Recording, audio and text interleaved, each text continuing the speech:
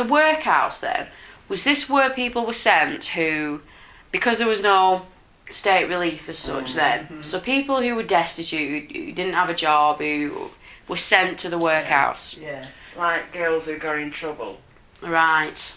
Which leads us on then. How do we know people who got in trouble? I don't remember like when I was younger, But as a young woman in your teens or early 20s, do you know people who got women? No, because they stopped all that, didn't they?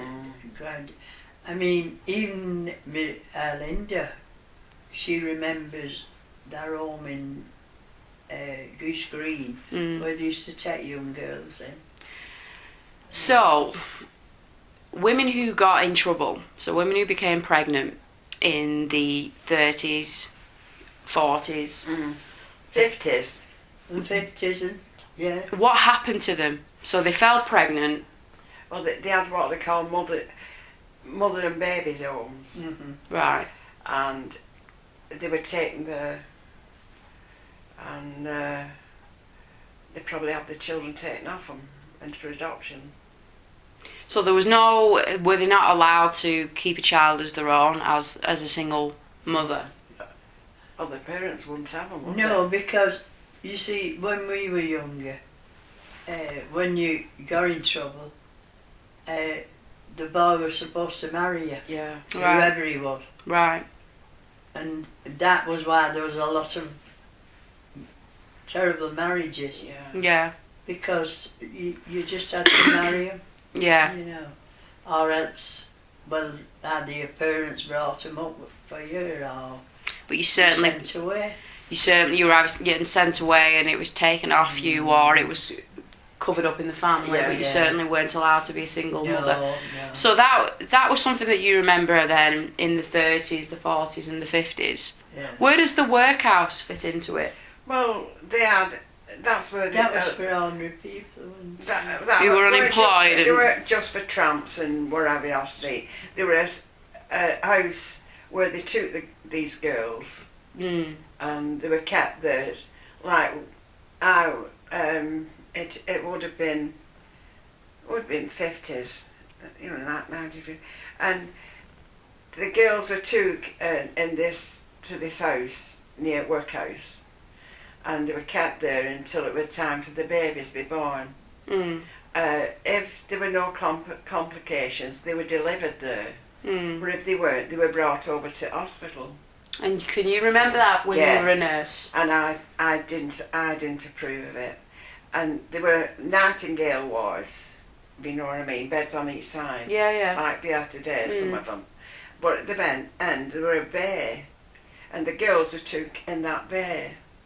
And there were screens across. They were treated like just under your feet. But they were poor girls, I mean, we've nothing to be proud of. I mean, we weren't learned. You weren't weren't taught anything about it, and our parents never told us anything. No. So we just went into it blind. And you can remember from working in these wards in Bolton, in the Bolton Hospital, you can remember girls being brought in and them being treated. Well, they were brought in if they were having a struggle with them. If they couldn't give birth in the workhouse. Until the last minute. Yeah. And I told Lily, one girl come and it were a breach and its little leg were hanging out when we got her. And it was around this ward, it was called the dirty surgery ward. That's where abortions and things like that went on. Well, they treated them terrible, didn't they? Yeah. So treated them terrible. Abortions were illegal, weren't they? So what do you mean by the dirty? Well, some can be spontaneous. They cause them miscarriage. Right. They call it miscarriage now. Okay. So this ward where they would go in and the dirty surgery ward would be where these women were brought in who were a top end away from other. Yeah, who had had complications in the workhouse but all of them had in common that they were single, and that's dreadful. Now, when I was in with Linda, they had them the other side, further down the ward, and they never used to speak to them hardly or anything. So you can remember having this segregation on Oh, the yeah. ward, Oh, single they women. went on every word into There was 4 in when I was in. And where was this at Wigan Hospital? At Billinge. At Billinge. Yeah. God. And they used to call them Miss. Miss. And it was emphasised. Yeah. And how late in the day was this when you had Linda? When was that? 1949. So like right into nearly 1950. 50s, yeah. What can you remember this going on the same in the 50s? Yeah. So when did it stop?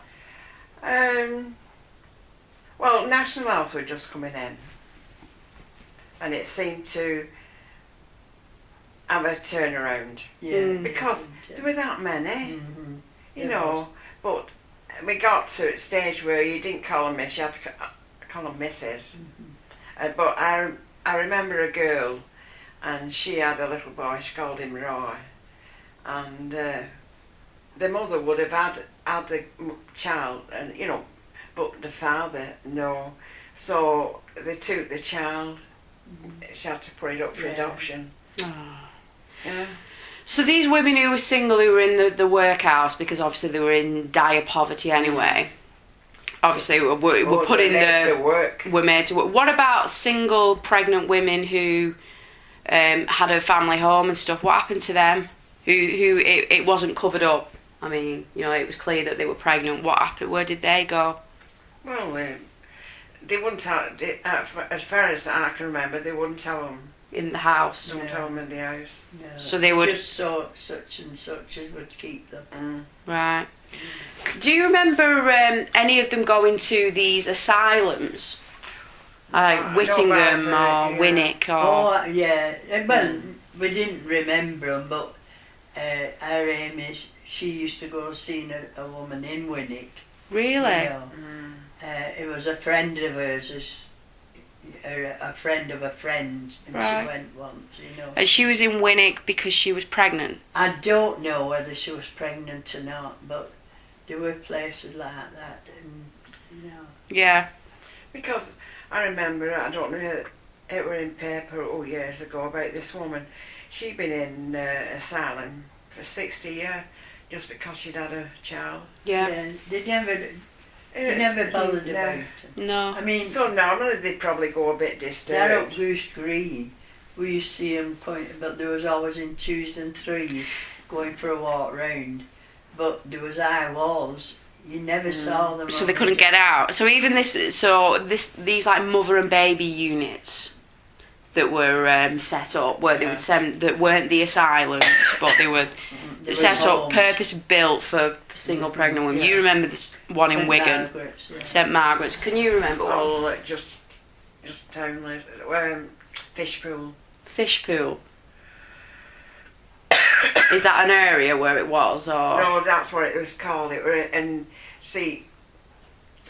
Falmouth is a district. Yeah, Falmouth. that's Well, right. it's sort of going to Falmouth. Right, and it was called Fishpool, and they would send them there. Yeah. God. Oh, you know, we've nothing to be proud of. No, it's horrendous. So girls today, they only knew when they're frolicking Yeah. what the results. Yeah. The boy has nothing to lose, but the No, girl's it's got always everything. the girl who has to carry the shame. It's the girls who suffer. Did you have it in your family then, Lily, where accidents happened, No. What do you mean? where girls got in trouble? Yeah, my sister. So your sister, that was The eldest sister. Florrie? No. No, Nellie. Nellie. She was 102 when she died. And what happened with her? Well, she got caught, and my mother brought her Harriet up. Right. We always thought she was our sister. So it was She even died as our sister, right. although she was in the 70s. So when Nellie got caught, how old was she? Oh, I couldn't tell you that. I don't know. No. Yeah, because obviously it was covered up, Yeah. wasn't it? I know there wasn't much between Florrie and her Harriet, Right. you know. So, but my mother brought her up as our sister. Yeah. I didn't know till I was about 20 that she wasn't my sister. But she's still my sister. Yeah, she was brought up as that. Where did the father go?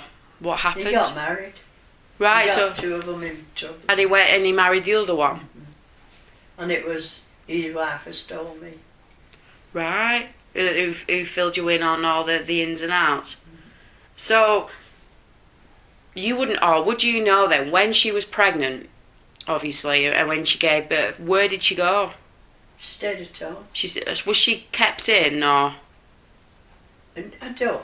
Well, no, I don't think so. So she went around as normal, but I mean, everybody in Welling knew she was pregnant. Yeah. Right. And then she obviously, but because there was the support at home, she wasn't sent away. You see, with us having a big family, my mother bringing her up, and we was all together and all happy. Yeah. Nobody seemed to bother, Right.